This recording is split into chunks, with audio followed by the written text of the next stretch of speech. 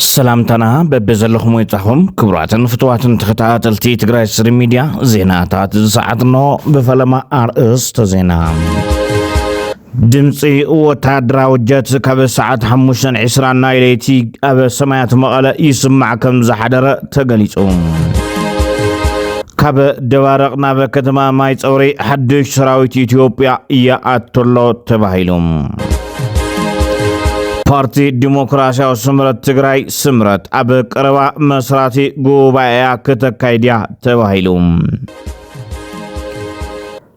ካቢኔ ጊዜያዊ ምሕዳር ትግራይ ተጋደልቲ ኣመልኪቱ ዘውፅኦ ደንቢ ተቃውሞ ገጢሞም በመርፍእ ዝውጋእ ሓዱሽ መከላኸሊ HIV ቫይረስ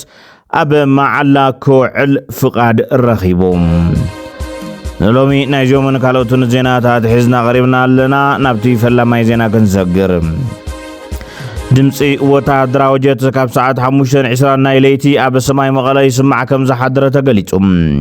እዛ ጀት ካብ ከተማ መቐለ ንኣንፈት ዓዲግራት ብተደጋጋሚ ክትመላለስ ሓዲራ ኣላ ትግራይ ስሪ ሚድያ ካብ ኣብ ሰራዊት ትግራይ ኣሃዱ ጽረ ኣየር ምንጫ ከም ዘረጋገጸቶም እዚ ምንቅስቓስ ብቅድሚ ትማሊ ካብ 7 ፈረቓን ክሳብ 8 ሰዓት ናይለይቲ ረሓቕ ዘሎ ተደጋጋሚ ድምፂ ጀት ኣብ ሰማያት መቐለ ከም ዝተሰምዐን ናቱ መቐጸልታ ድማ ትማሊ ለይቲ ብተደጋጋሚ ካብ መቐለ ክሳብ ዓዲግራት ዘሎ መስመር ክትዛወር ከም ዝሓደረትን ኣረጋጊጹልና ከም ሓበሬታ ዝምንጭና እታ ጀት ዋንነታ ናይ መንግስቲ ኢትዮጵያ ኮይና ካብ ራሻ ዝተገዘአት ሓዳሽ ጀት ክትከውን ከም እትኽእልን ምንቅስቓሳውን ንልምምድ ከም ዝኸውንን ግምቱ የቐምጥ ካብ ደባረቅ ናብ ከተማ ማይ ጸብሪ ከባቢ 00 ጥቓ ማይ ዓይንን እምባ ማድረን ሓድሽ ሰራዊት ኢትዮጵያ ናብኡ ኣትሎም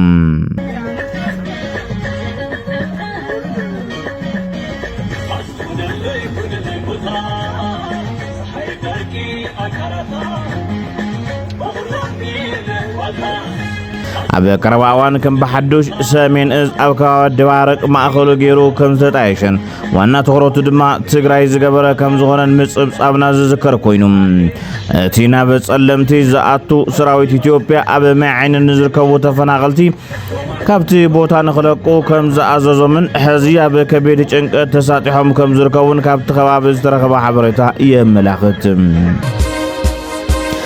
ኣብ ትግራይ ሎሚ ተፈጢሩ ዘሎ ሕቶ ኣብ ወንበር ውድብ ሕወሓት ዶክተር ደብረጽዮን ገብረሚካኤል ቅድሚ 4 ዓመት ኣብ መድረኽ ዝተዛረቦ ክሳብ ሕዚ ብዘይ ምፍጻም እዩ ተባሂሉ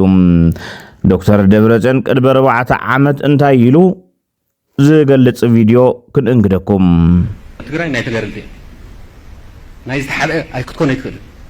ዘይጋደለ ዝጎሎ ነገር ኣሎ ኢና ንብል ጽባሕ ንሕና ስርዓት ነውፅልና ዝጎሎ መሰል ጎዶሎ ይኾን ደጊ መሰል ናይ ዝተጋደለ ዘይተጋደለን ነንወይን እዩ ከማ ያ ተክቶጽ ንሳይና ንገብር ዘለና ዘይምግዳሉን ማለት ህጋደልና ተኻለ ቤተሰብ ከይስምዕልና አይኮነ ኣብታ ትግራዋይነቱስ ትጎሎ ያ ኣብታ ትግራዋይነት ትጎሎ ያ ናይ ምንነት ልትውግዕ ከም ትግራዋይ ከም ህዝብ ክንነብር ንጋደል ዘለና ማይ ትግራዋይ ይዝለና ዘለ አይ ምልከተንን ይዝለና ዘለ ሙፍታ መሰሉ ናይ ትምልከቶ ፓርቲ ዲሞክራሲያዊ ስምረት ትግራይ ስምረት ኣብ ቀረባ መስራቲ ጉባኤ ከተካይድ ያይሉ ካብ መስረት ትውድብ ሓደ ዝኾነ ረዳይ ሓለፎም ኣብ ገጽ ማሕበራዊ ሚድያ ከም ዝበሎ ፓርቲ ስምረት ድሕሪ ብዙሕ ውፃእ ውረድ ናብ መስራቱ ጉባኤ መብጽዓ ሓደ ጽቡቕ ስዳሮ ንቕድሚት ኢሉ ጉባኤ ብዝግባእ ብምስላት ኣብ ፖለቲካዊ ጉዕዞ ትግራይ ከም ሓንቲ ዝሕሸት ኣማራጺት ኮይና ክትቀርብ ትኽእል እያ ዝበለ ረዳይ ሓለፎም ትግራይ ኩሉ ኣማራጺ ሓሳብ ኣለኒ ዝብል ኣካል ሕጋውን ሰላማውን ብዝኾነ መንገዲ ብዝደልዩ ኣማራጺና ተወደበ ሓሳባቱ ዘቕርበላ ናይ ማናይ ሓሳብ እንካሃባ ንኽትኮን ውድባት ፖለቲካ ትግራይ ብነጻነት ዝንቀሳቐሳሉን ሓሳብና ህዝቢ ናቕረባ ህዝቢ ዝደልዩ ብነጻነት ዝሓለሉን ምዕሩይ ፖለቲካዊ ሃዋህው ክፍጠር ይግባእ ኢሉ ይኹን እምበር ፓርቲ ስምረት መስራቲ ጉባኤ መዓዝ ኣበይን ንዝብል ዝጸርሕዎ ንጹር መዓልትን ቦታን የለን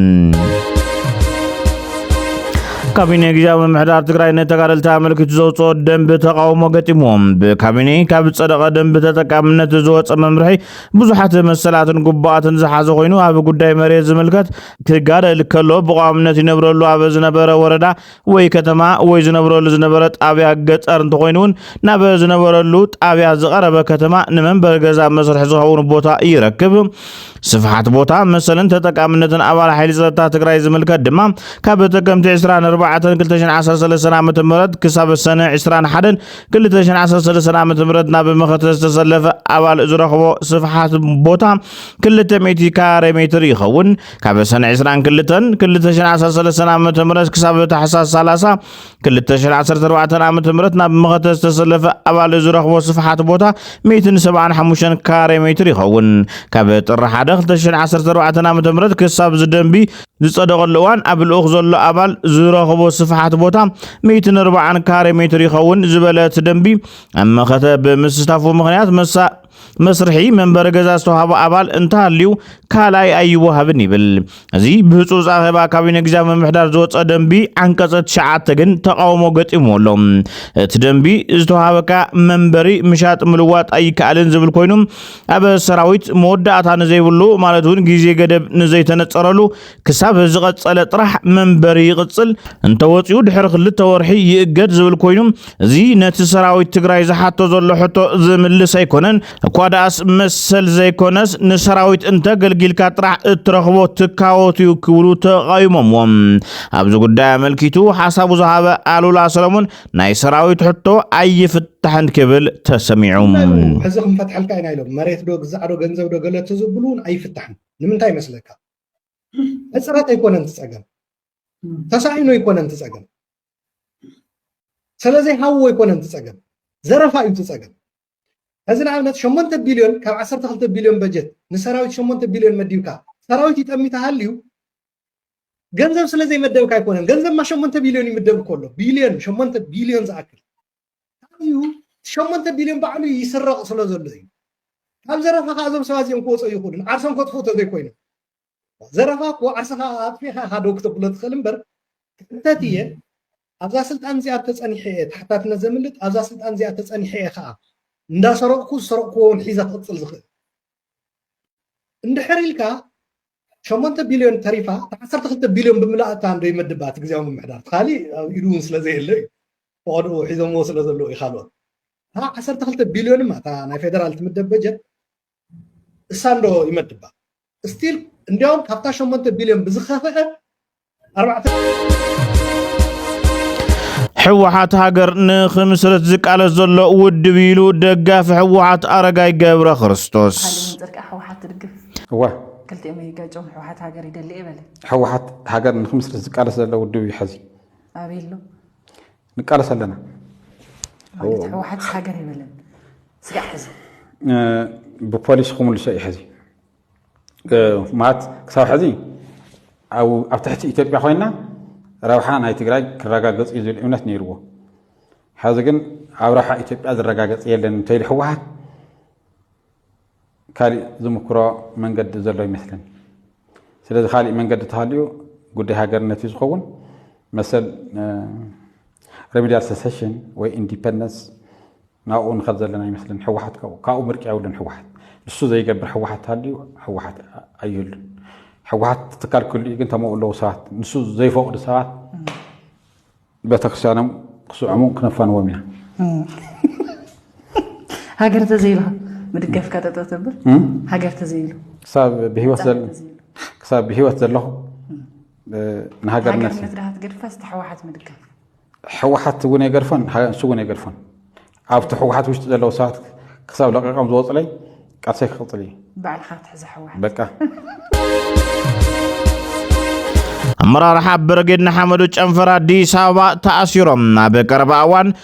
شمو إيرتراويان بلو ريفولوشن موفمنت زغيرة برقين حمدوم حلاف غفل فاينانس يوناس مبراهتوم حلاف غفل ساتتا هافتوم قبر صديق أبوم برج انفراد دي سابا زرسنا يملس زتوالو أولاتو مأسارو مفليتوم برقين حمدو أب مقلتيو أولاتو كفتحو قلت مرمراخ قبر مأسارن من قلتا عن أولات برقين حمدو تاتو كبلون سويعوم ኮሚሽን መጽናዕቲ ጀኖሳይድ ትግራይ ኣብ ዝቀረበ ኣዋን ኣብ ህዝቢ ትግራይን ዝበጽሐ ጉድኣት ተመልኪቱ መጽናዕቱ ዕላው ከም ዝገበረ ዝፍለጥ ኮይኑ ነዚ ጉዳይ ኣመልኪቱ መንግስቲ ኤርትራ መልሲ ይብሎም።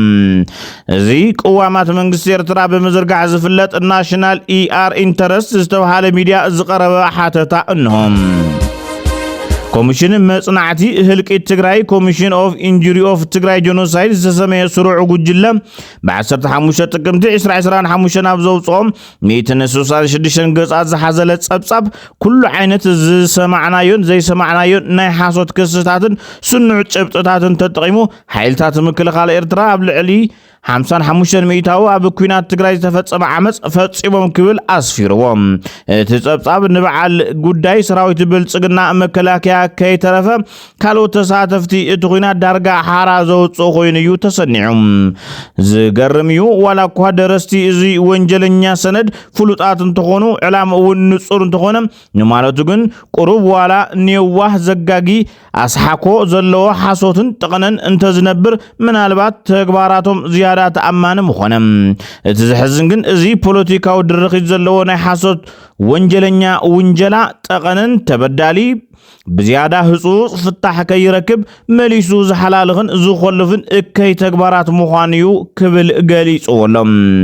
እዚ ቅዋም መንግስቲ ኤርትራ ክኸውን ይኽእል እዩ ተባሂሉ ድማ ይእመን።